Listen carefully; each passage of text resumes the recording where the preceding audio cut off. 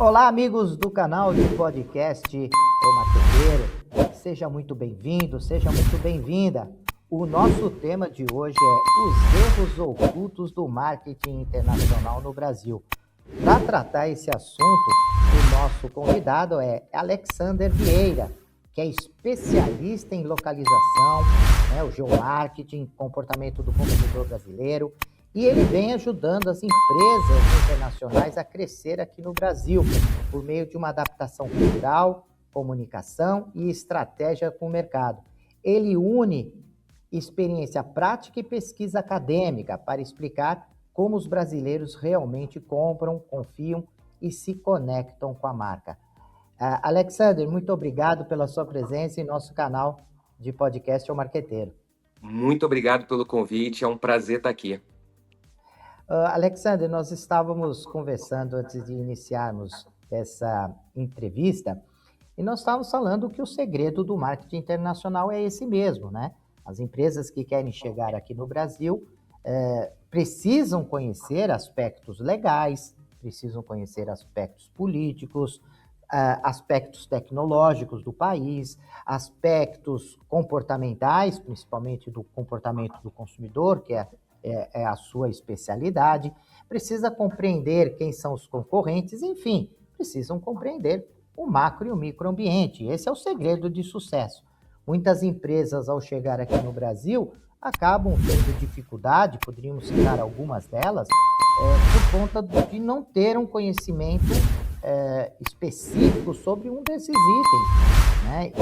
E que são barreiras de entrada, né? E nesse caso, o Brasil tem uma peculiaridade, porque é um país continental. Então, não é você conhecer as pessoas de São Paulo, você vai estar conhecendo o comportamento do consumidor do Brasil inteiro. É isso mesmo, Alexander? Essa dificuldade acontece? As empresas, antes de chegar aqui no Brasil, elas realmente se preocupam com esses fatos? Ou é meio que assim, vamos para o Brasil, vamos ver se dá certo, se não saímos? Como é que funciona essa análise que é feita para evitar essas barreiras naturais aí e mercadológicas? Perfeito, Luiz. A sua colocação aí é perfeita e eu complemento que muitas vezes as empresas, quando chegam aqui, elas estão muito preocupadas com o idioma, né? Como eu vou acessar as pessoas de lá? Né? Com o avanço da tecnologia, da inteligência artificial, a gente tem traduções cada vez mais fiéis, enfim, disponíveis de uma forma muito simples e barata, né? Então, assim, as pessoas têm acesso a essa tradução. Só que o grande desafio dessas empresas não é simplesmente a língua, né? A língua portuguesa e a nossa variante aqui brasileira, e até fazendo um contraponto com o português de Portugal, que já não bastaria já uma tradução somente aqui para o público brasileiro e outra para o público português, mas sim entender o que não está dito, né? Ou seja, isso a inteligência artificial ela não alcança.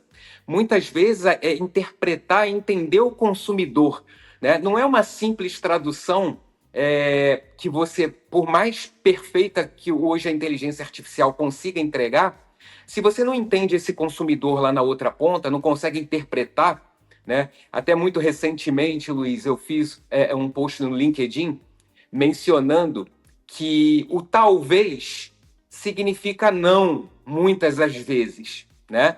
Então, quando um consumidor brasileiro fala, olha, talvez, eu vou ver, né? Vou pensar nisso. Muitas vezes isso já é uma resposta, já é um não, né? E essa capacidade de leitura é muito importante para uma empresa de forma consistente que queira chegar, entrar no nosso mercado e não simplesmente fazer uma aposta, uma tradução automática e colocar ali disponível, porque isso não tem efeito no consumidor brasileiro, né? A gente precisa entender as nuances da língua, né? E principalmente, como você comentou, que é a parte que eu mais gosto de me dedicar em termos acadêmicos, profissionais, que é o comportamento do consumidor, né? O que para ele, por exemplo, para o consumidor brasileiro, o WhatsApp representa? É muito diferente do consumidor americano, né?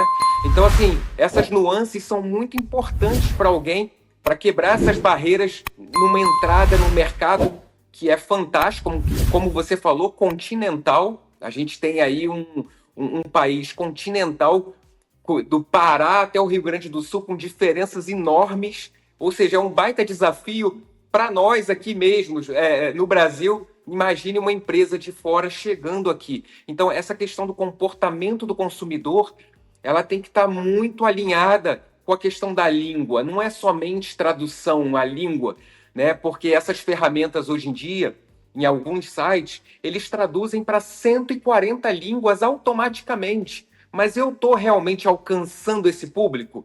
Ou eu simplesmente estou decodificando ali a língua, mas eu não alcanço, eu não consigo falar com esse público? Então eu acho que caminha um pouquinho por aí, Luiz. Sim, sem dúvida. E você vê, né? Como eu estava dizendo, até no próprio país, essa questão de língua, de regionalização, ela é complicada. Eu lembro que uma vez eu fui dar aula em Goiânia e queria sair para almoçar, e quando eu cheguei, perguntei onde ficava um restaurante que fosse uma comida boa, rápida para servir, um preço justo, e aí a pessoa me respondeu, olha, fica perto do Queijinho. E eu saí procurando algum local que aparecia a palavra queijinho, pensando que era uma referência de algum restaurante ou de algum lugar para comer, enfim. E eu não achei, voltei e perguntei novamente para uma outra pessoa, falei assim, onde que é esse queijinho? Não, o senhor já passou por ele. Falei, nossa, eu passei e não vi, voltei. Quando eu fui descobrir, queijinho era rotatória, né, da região. Aí a pessoa, não sei, você está no queijinho, que era rotatória, eles chamavam de queijinho ali. Ou seja, vai explicar isso para alguém, né, de uma outra nacionalidade e tentar explicar que aqui, naquele local específico, naquela região, aquela rotatória de automóvel acabava tendo esse nome. Eu estou citando isso porque até no próprio país, essas diferenças regionais, culturais, né, elas impactam. Tem lugares aqui no Brasil onde, por conta de uma questão histórica, colocar mais açúcar na bebida, né, é normal, porque eles estavam acostumados lá com a rapadura, por conta de precisar de energia para aquele trabalho difícil. Outras regiões não, quer dizer, então essas diferenças que acontecem, culturais, sociais, né, elas impactam. Existem grandes varejistas que chegaram no país e ficaram anos patinando porque não entendiam como é que o consumidor agia num ponto de venda, né? Quais as áreas mais quentes, frias de um ponto de venda. Quer dizer, é um estudo profundo isso, não é algo superficial que você olha e rapidamente consegue, porque tem algumas questões que estão muito enraizadas e são muito peculiares daquele tipo de consumidor, né?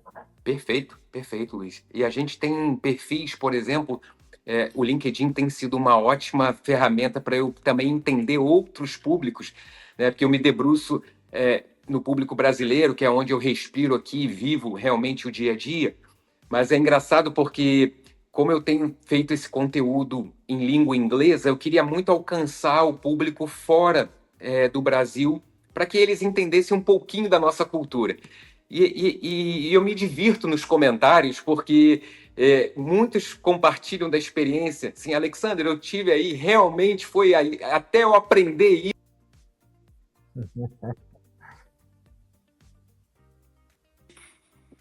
Eu tomei uma surra, porque era algo que eu não imaginava. Até entender que uma pessoa está falando que nos vemos e que a gente, na verdade, não vai se ver, ou te ligo e não vou te ligar. Enfim, são comportamentos que realmente quem vivencia, você ter o acesso a uma pessoa que realmente possa orientar em relação ao comportamento, porque eu já vi, como você falou, Luiz, muitos produtos e serviços falharem aqui no Brasil com traduções perfeitas, né? Traduções tecnicamente perfeitas.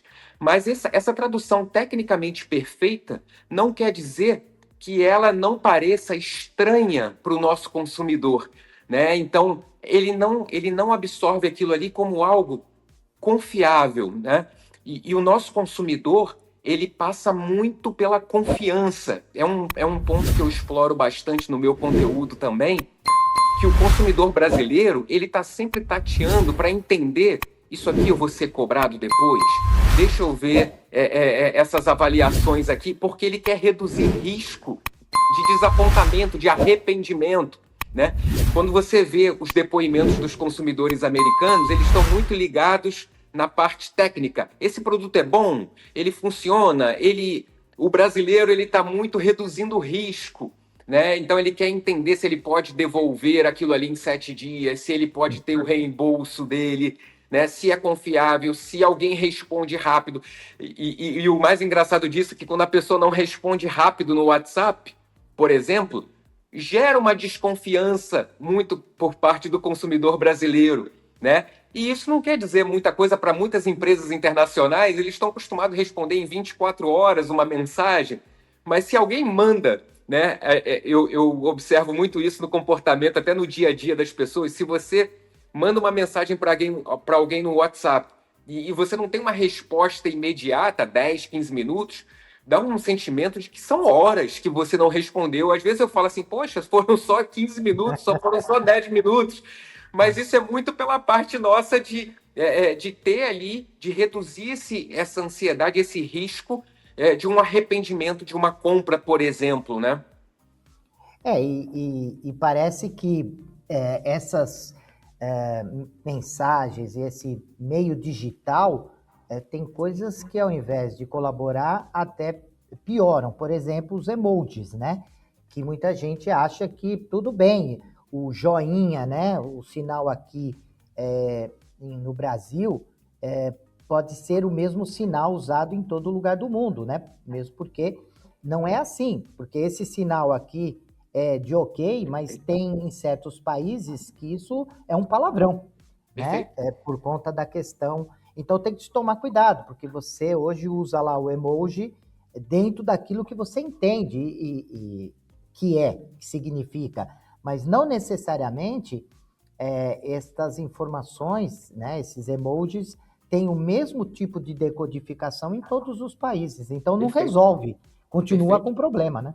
perfeito. E Luiz, eu acho que o grande ponto é que muitas vezes a pessoa tem um negócio bem sucedido fora do Brasil e ela acredita que simplesmente replicar isso aqui vai ser bem sucedido, né?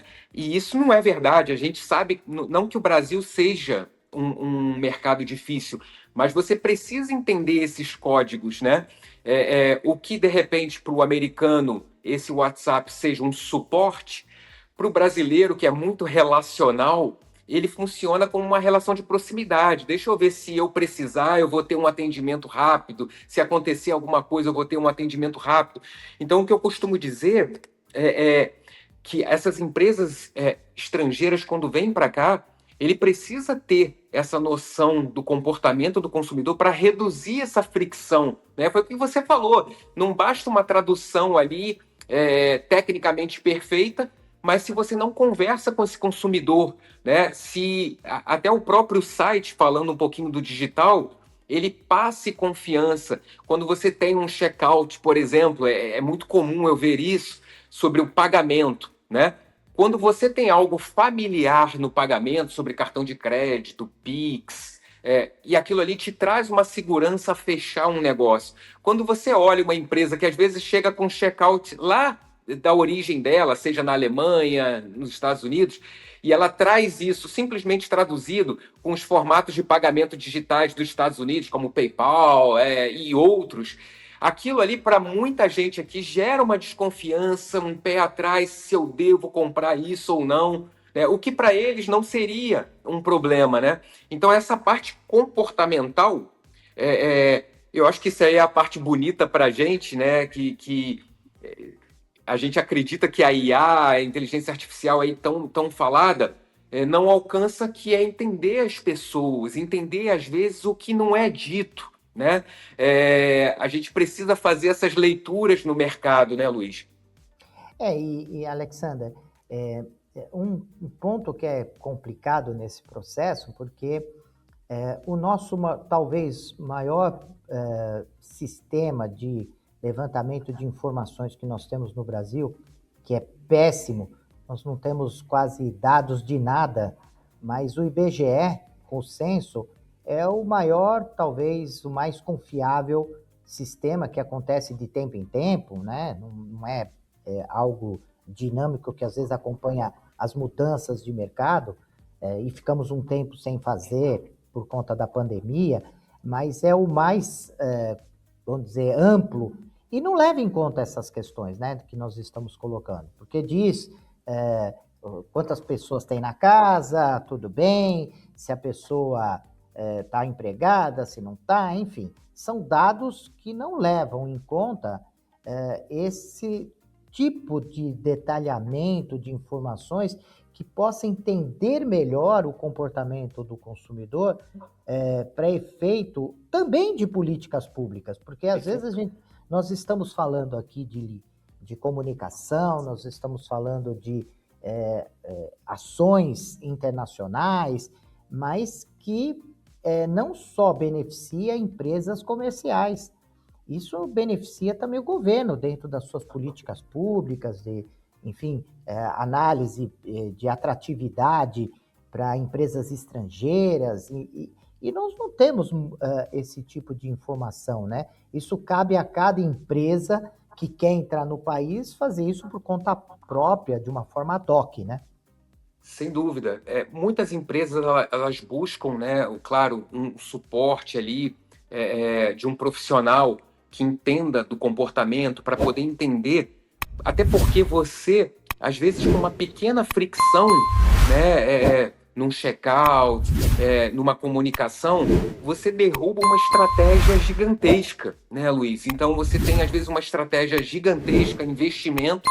Se você não tiver essa orientação comportamental do local, você entender esse local, quantas empresas a gente já não viu, por exemplo, aqui no Rio de Janeiro, eu estou no Rio de Janeiro, restaurantes que são muito bem sucedidos em outros lugares, quando entram aqui, eles não seguem adiante, né? Porque a gente tem uma dinâmica diferente. E eu acredito que dentro do próprio Brasil, se a gente não tiver esse cuidado, né, de entender os comportamentos do consumidor, então imagina fora, quando a gente está tratando aí de empresas internacionais, né? Então, essa orientação, ter alguém voltado para o comportamento do consumidor e entender que as coisas não são tão cartesianas, tão lógicas, né? Porque a gente está falando de um povo extremamente relacional, emotivo, né?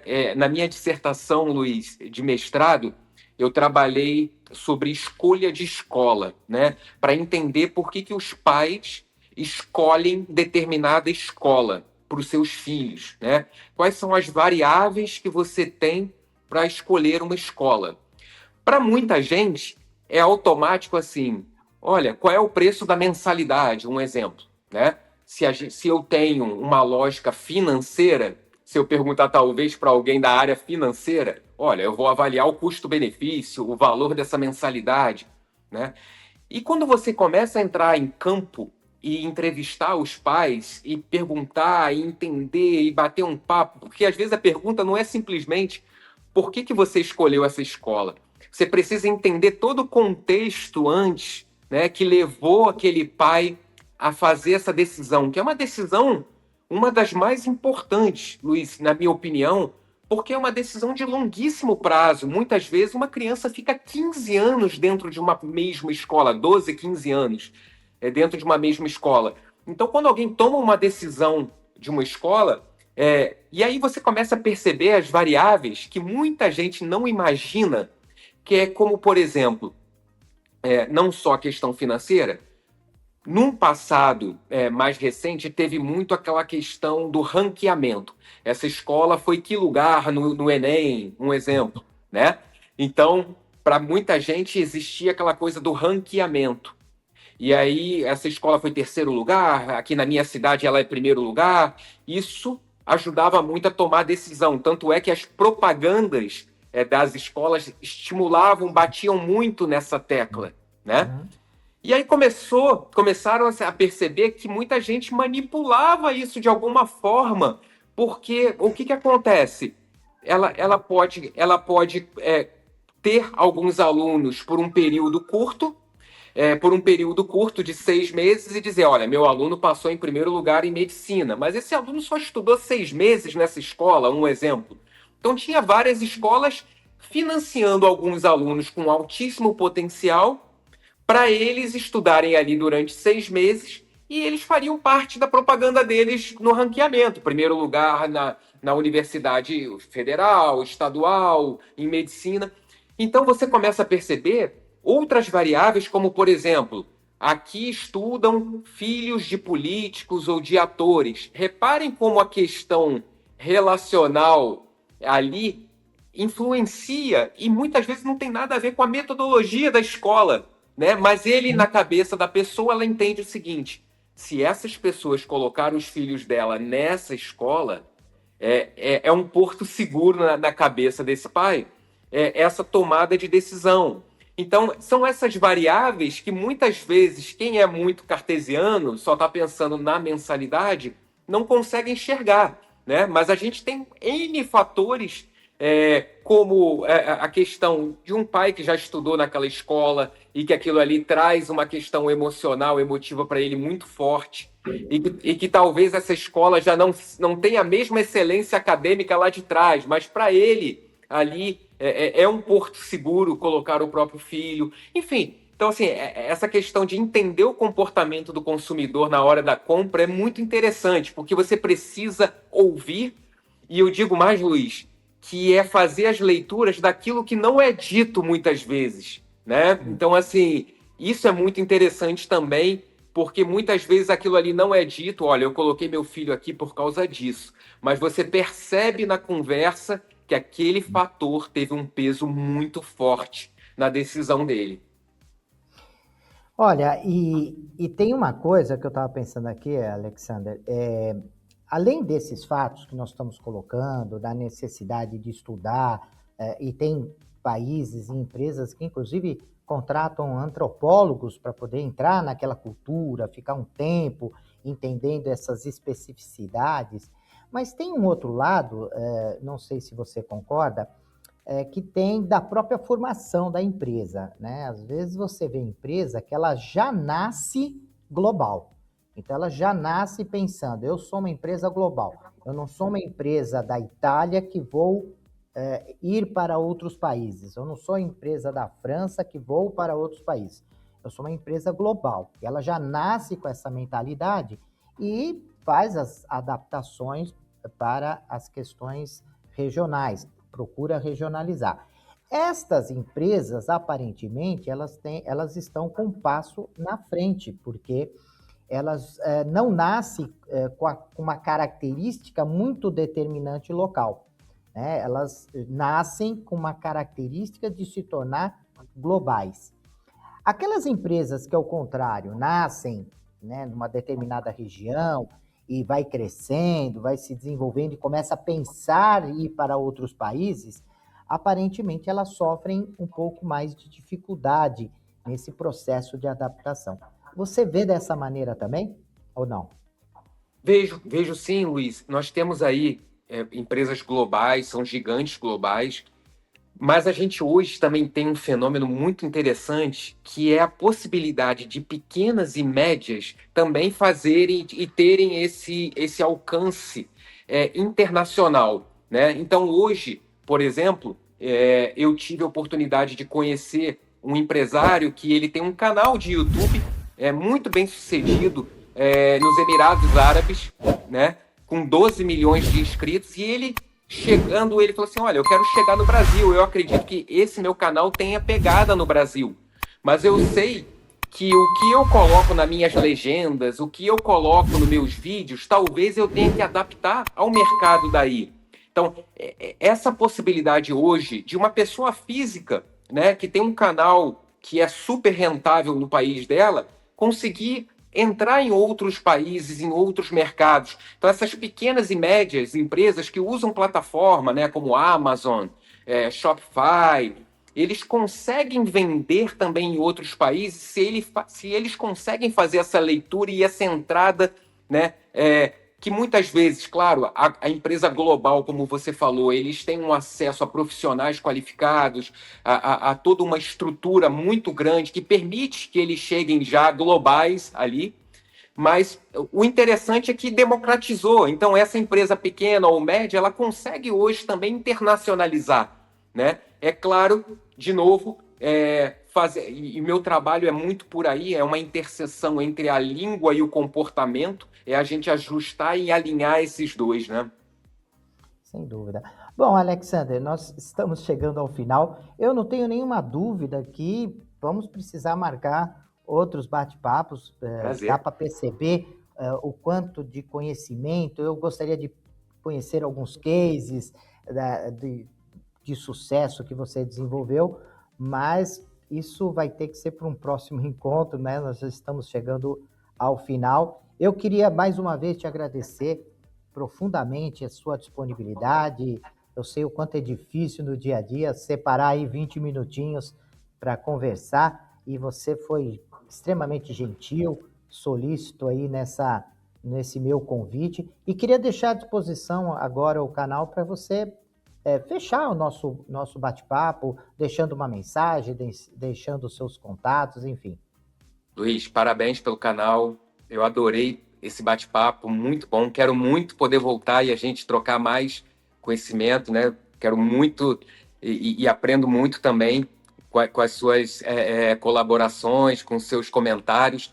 E dizer que eu fico feliz de poder compartilhar um pouquinho desse trabalho, que não é um trabalho somente de tradução, mas é um trabalho de localização, que é entender melhor essa interseção entre língua e comportamento, né? É uma área que eu tenho recebido muitos convites para aulas, enfim, para workshops, seminários, porque é uma área que desperta em muita gente o interesse, né?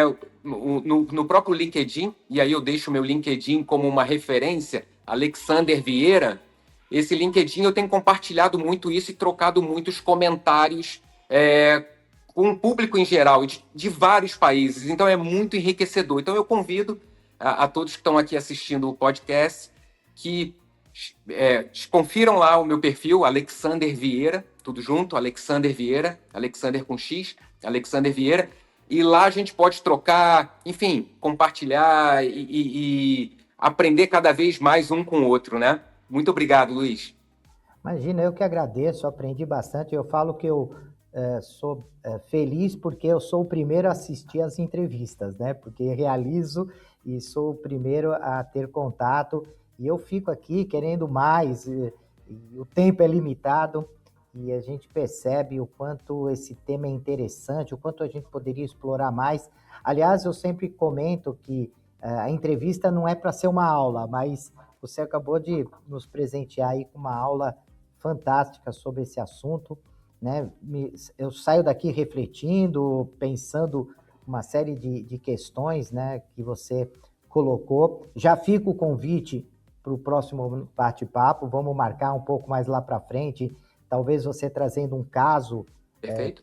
que você tenha trabalhado e que é possível, né? Às vezes eu não pergunto nada sobre caso na hora, porque às vezes o entrevistado fala, puxa, mas eu não posso colocar esse caso porque tem confidencialidade, então não é possível colocar. Mas vamos pensar num case que você tem a Vamos. possibilidade de trazer para a gente e vamos falar sobre esse assunto. E Sem quero dúvida. aproveitar. Ah, pode falar. Não, sem dúvida, com certeza, vai ser um prazer. E quero aproveitar antes de encerrar, pedir para que vocês, nossos ouvintes, curtam o nosso canal, também compartilhem. O Marqueteiro, ele se transformou numa grande plataforma, né, um grande ecossistema de conhecimento, onde nós trazemos pessoas como o Alexander e outros, dando essa visão ampla do que representa negócios, o que representa marketing. Falamos de vários assuntos, de vários segmentos, e é importante que vocês nos ajudem compartilhando, curtindo, mandando mensagens, sugerindo entrevistas, ou se colocando à disposição para algum tipo de entrevistas, porque eu estava falando para o Alexander que qualquer pessoa que tenha conhecimento interessa para o nosso canal, né? Algum case, uma pesquisa específica. Nós não focamos em celebridades, focamos em conteúdo, né? Pessoas que tenham conteúdo para passar, e o Alexander nos presenteou aí com conteúdo fantástico. Quero agradecer mais uma vez a vocês, ouvintes, que mandam sempre mensagens enfim, perguntando sobre o canal, falando e parabenizando. Enfim, quero agradecer a todos e, prezados ouvintes, até a nossa próxima entrevista. Até lá.